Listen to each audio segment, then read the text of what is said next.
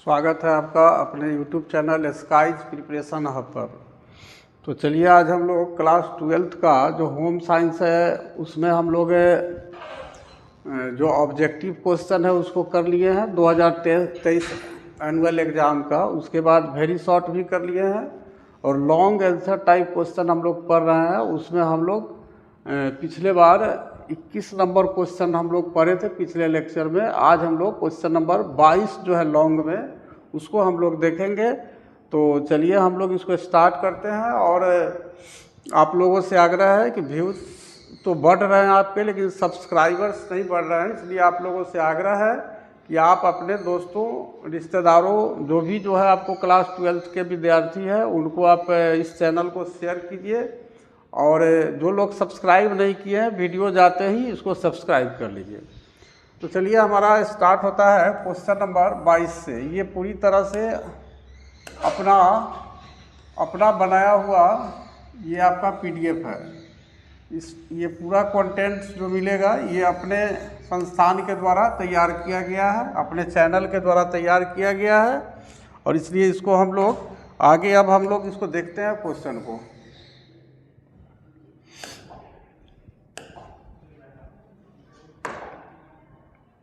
देखिए question number 22, नवजात शिशु के वस्त्रों में क्या गुण होने चाहिए।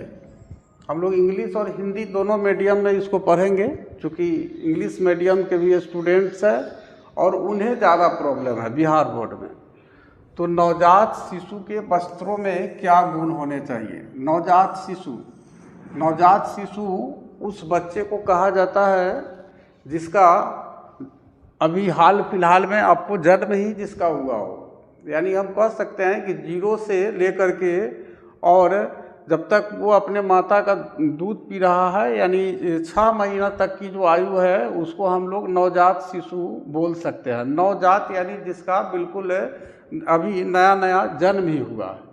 तो वैसे जो बच्चे होते हैं, वैसे जो शिशु होते हैं, उनके वस्त्रों में क्या गुण होने चाहिए, मतलब किस तरह के कपड़े उन्हें हमें पहनाना चाहिए। तो ये सब होम साइंस में आपको जानकारी दी जाती है, क्योंकि ज़्यादातर जो गर्ल्स स्टूडेंट होते हैं उनका ही सब्जेक्ट्स आपको होम साइंस होता है और उनके ऊपर ये नवजात शिशु के पालन पोषण की पूरी तरह से जिम्मेवारी होती है। तो इसलिए उनको हर बात ध्यान में रखना चाहिए कि एक महिला होने के नाते, एक फीमेल होने के नाते आपको पूरा वैज्ञानिक ज्ञान जो है अपने शरीर का भी होना चाहिए और अपने परिवार को संचालन करने का जो आपका रिस्पॉन्सिबिलिटी, आपकी जो जिम्मेवारी है, उसके बारे में आपको पूरी तरह से ज्ञान होना चाहिए।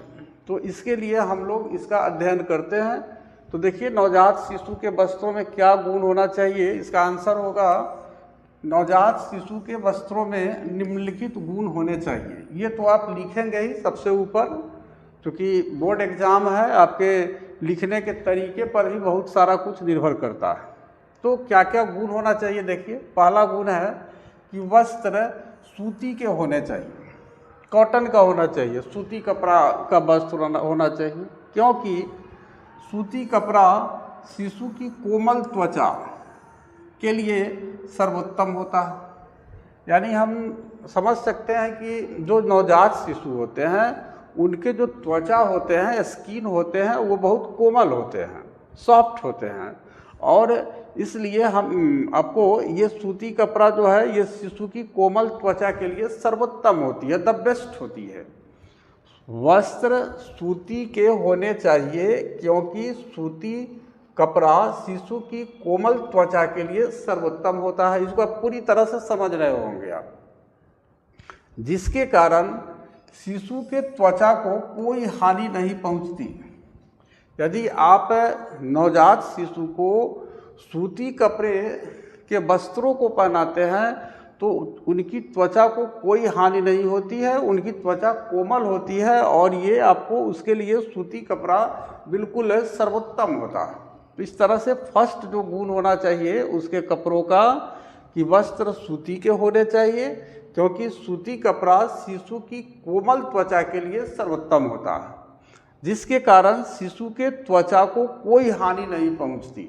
तो एक आप गुण जो है नवजात शिशु के वस्त्रों का आप पढ़ लिए। दूसरा गुण देखिए, वस्त्र ऐसे होने चाहिए जिन्हें बार बार धोया और सुखाया जा सके। ऐसे कपड़े होना चाहिए, क्योंकि जो नवजात शिशु है तो वो मल मूत्र वगैरह का जो त्याग है वह अपने कपड़ों में ही करेंगे, क्योंकि उन्हें इस बात का ज्ञान नहीं होता है कि हमें, और वो चल फिर भी नहीं सकते हैं। तो उनके जो वस्त्र है उनको बार बार धोना पड़ता है और फिर उसको सुखाना पड़ता है।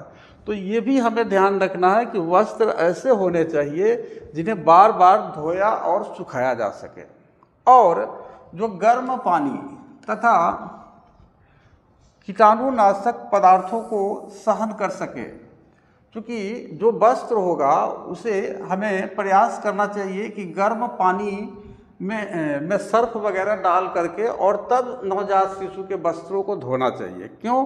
क्योंकि जब शिशु उन कपड़ों को पहनते हैं, नवजात शिशु जब उस कपड़े को पहनते हैं तो कीटाणुनाशक जो है उनके शरीर में, उनके वस्त्रों में आ जाते हैं। तो वस्त्रों में आ जाते हैं तो फिर ऐसा हमारा वस्त्र होना चाहिए, क्योंकि हमें धोना है उसे गर्म पानी में, और बहुत सारे उसमें कीटाणुनाशक भी लगेंगे। कीटाणुनाशक का मतलब हो गया कि जैसे कीटाणु लगेंगे, तो कीटाणुनाशक से हमारा तात्पर्य है कि आप देखते हैं कि बेबी पाउडर वगैरह हम लोग यूज करते हैं।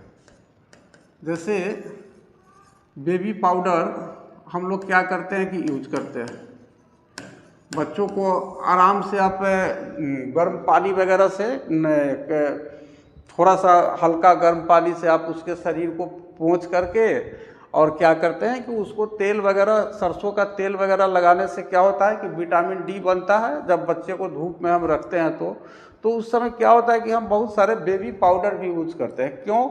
इसलिए यूज करते हैं कि उनके शरीर में आपको, उसके त्वचा पर आपको कीटाणु वगैरह का उत्पत्ति हो सकता है, और जो कपड़े पहन रहे हैं उस पर भी कीटाणु आएंगे। तो जब ये बेबी पाउडर वगैरह आप डालेंगे या कोई भी आप उस तरह के बच्चों के सेहत के लिए, उसके कीटाणुओं को मारने के लिए जो उपयोगी रसायन होगा तो केमिकल होगा, अगर आप उसका यूज करते हैं तो उस स्थिति में क्या होगा कि उसके कपड़ों को भी वो नुकसान पहुंचा सकता है।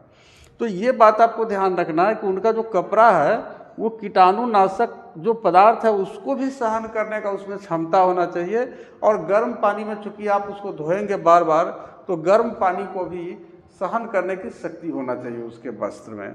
तो दूसरा हमारा क्या गुण होना चाहिए कि वस्त्र ऐसे होने चाहिए जिन्हें बार बार धोया और सुखाया जा सके, और जो गर्म पानी तथा कीटाणुनाशक पदार्थों को सहन कर सके। तो ये दूसरा हमें ख्याल रखना है इस बात का कि हमें नवजात शिशु का वस्त्र कैसा होना चाहिए। अब तीसरा गुण देखिए उसके वस्त्र का, वस्त्र हमेशा साफ सुथरे, कीटाणु मुक्त होने चाहिए, जो शिशु के स्वास्थ्य के लिए सुरक्षित हो। अब चूँकि आप उसका जो वस्त्र है वो ध्यान रखना है कि हमें गंदे कपड़े बच्चों को नहीं पहनाना है, खास करके नवजात शिशु को तो नहीं पहनाना है। तो उनके वस्त्र बिल्कुल साफ सुथरे होना चाहिए, 4, 5, 10 के संख्या में आप उसका वस्त्र यदि आप रखते हैं, गर्म पानी से उसको, उसकी सफाई करते हैं और फिर सुखा लेते हैं। बार बार धोना पड़ेगा, आपको धोना भी पड़ेगा और सुखाना भी पड़ेगा, क्योंकि वो मल मूत्र का त्याग जो है उस वस्त्र में ही करेंगे। तो वस्त्र हमेशा साफ सुथरा होना चाहिए और कीटाणु मुक्त होना चाहिए, मतलब बैक्टीरिया फ्री होना चाहिए। यानी कहने का मतलब बहुत ऐसे वस्त्र होते हैं जो कृत्रिम तरीक़ों से बनाए जाते हैं, और उन वस्त्रों में क्या होता है कि बहुत जल्दी आपको बैक्टीरिया उस वस्त्र में लग जाते हैं, कुछ कृत्रिम वस्त्रों में, मानव निर्मित वस्त्रों में। तो ऐसे वस्त्र नहीं होना चाहिए जिसमें कीटाणु बहुत तेज़ी से पनपे। तो सूती कपड़ों में कीटाणु जो है तेज़ी से नहीं पनप पाते हैं, तो इसलिए वस्त्र हमेशा साफ सुथरे और कीटाणु मुक्त होना चाहिए, जो शिशु के स्वास्थ्य के लिए सुरक्षित हो। चूँकि बैक्टीरिया, आप देखिए कोरोना, जिस वायरस को हम लोग देख भी नहीं सकते थे, और वो लाखों की संख्या में, दुनिया में करोड़ों की संख्या में लोगों का जान ले लिया। तो इस तरह से जो ये बैक्टीरिया होते हैं, जो कीटाणु होते हैं, वो बहुत ही ज़्यादा आपको बच्चों के स्वास्थ्य के लिए सबसे ज़्यादा नुकसानदेह होते हैं। तो वस्त्र हमेशा साफ सुथरे कीटाणु मुक्त होने चाहिए जो शिशु के स्वास्थ्य के लिए सुरक्षित हो। तो ये नवजात शिशु के वस्त्र का तीसरा गुण हो गया। चौथा गुण देखिए,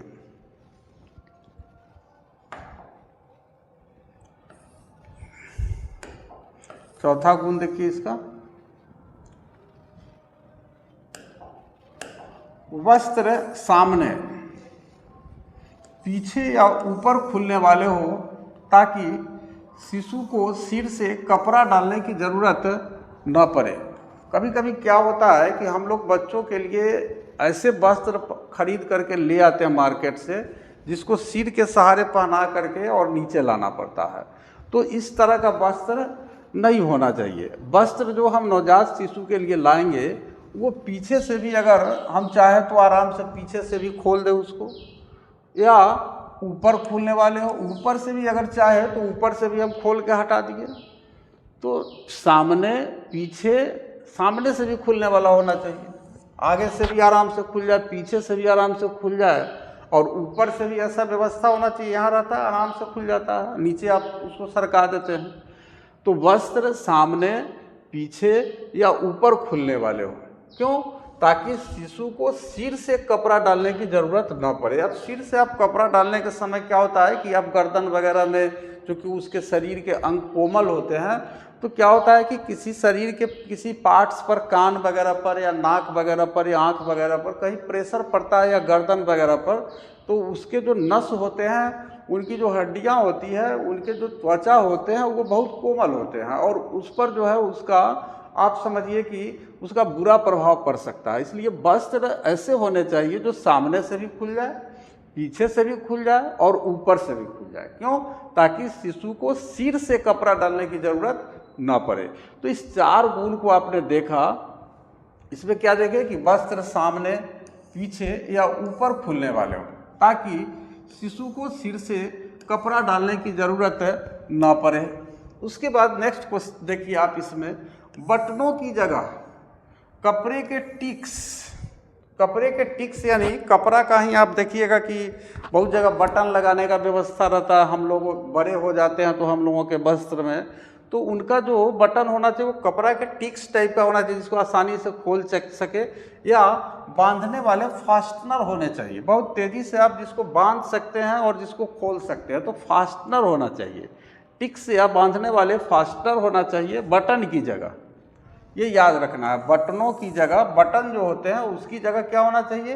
टिक्स होना चाहिए, कपड़े के टिक्स होना चाहिए, या बांधने वाले फास्टनर होने चाहिए ताकि शिशु को आरामदायक महसूस हो, आरामदायक महसूस हो। बटन लगाने के बाद वह उस कंफर्टेबल नहीं फील करेगा। लेकिन अगर कपड़े के टिक्स से बांधने वाले या फिर फास्टनर है तो इस स्थिति में क्या होगा? उसको बड़ा रिलैक्स, आरामदायक महसूस होगा, और लेटते समय कपड़े से परेशानी ना हो। और जब वो लेटे तो बड़ा इजी वे में, कभी कभी हम लोग लेटते हैं कपड़े पहन के तो लगता है कि इधर खिंचा गया, इधर खिंचा गया, तो हम लोग रिलैक्स महसूस नहीं करते हैं, आरामदायक महसूस नहीं करते हैं। लेकिन अगर हमारे कपड़ों में टिक्स रहे या बांधने वाले फास्टनर रहे तो फिर इस तरह की परेशानी हमें लेटते समय नहीं होगी। और वो तो शिशु है, हम तो एडजस्ट कर सकते हैं हाथ से खींच करके, लेकिन वो बेचारा तो उसको झेलेगा। तो ये देखिए, नेक्स्ट देखिए, बटनों की जगह कपड़े के टिक्स या बांधने वाले फास्टनर होने चाहिए ताकि शिशु को आरामदायक महसूस हो, और लौटते समय लेटते समय कपड़े से परेशानी न हो। तो ये हमारा हिंदी मीडियम में आपने देखा, और जो हिंदी और इंग्लिश मीडियम वाले स्टूडेंट हैं दोनों, अब आप इंग्लिश मीडियम में इसको देखिए, क्योंकि इंग्लिश मीडियम में भी सेम चीज़ होगा, थोड़ा सा चेंज होगा। अब देखिए, new born baby clothes should have the following qualities. New born का मतलब हो गया, न्यू बॉर्न बेबी मतलब नवजात शिशु। तो जो न्यू बॉर्न बेबी है, जो नवजात शिशु है, उनके कपड़ों में निम्नलिखित गुण होने चाहिए। New born baby clothes should have the following qualities, यानी नवजात शिशु के वस्त्रों में निम्नलिखित गुण होने चाहिए। फर्स्ट नंबर देखिए, clothes should made of cotton. कपड़े सूती के बने होने चाहिए, कॉटन के बने होने चाहिए, as cotton fabric is the best for a baby's delicate skin. क्योंकि ये जो सूती रेशे होते हैं, कॉटन फैब्रिक होते हैं, यह बेबीज डेलिकेट स्किन, बच्चों के कोमल त्वचा के लिए क्या होते हैं, सर्वोत्तम होते हैं, बेस्ट होते हैं, सबसे अच्छे होते हैं। And causing no harm to skin, और वे उस बच्चे के त्वचा को कोई हार्म, क्षति नहीं पहुंचाते हैं, कोई नुकसान नहीं पहुंचाते हैं। तो ये आपने न्यू बॉर्न बेबी के क्लोथ्स का जो क्वालिटी है उसके बारे में पहला क्वालिटी आपने देखा। सेकंड क्वालिटी देखिए, cloth should always be clean, कपड़े हमेशा साफ होने चाहिए। फ्री फ्रॉम जर्म्स, कीटाणु मुक्त होना चाहिए। ऐसे फैब्रिक से बने हुए कॉटन के फैब्रिक में बहुत जर्म्स बहुत कम लगते हैं, कीटाणु बहुत कम लगते हैं। तो फ्री फ्रॉम जर्म्स होना चाहिए। एंड इंसेक्ट्स, और ये इंसेक्ट से भी फ्री होना चाहिए।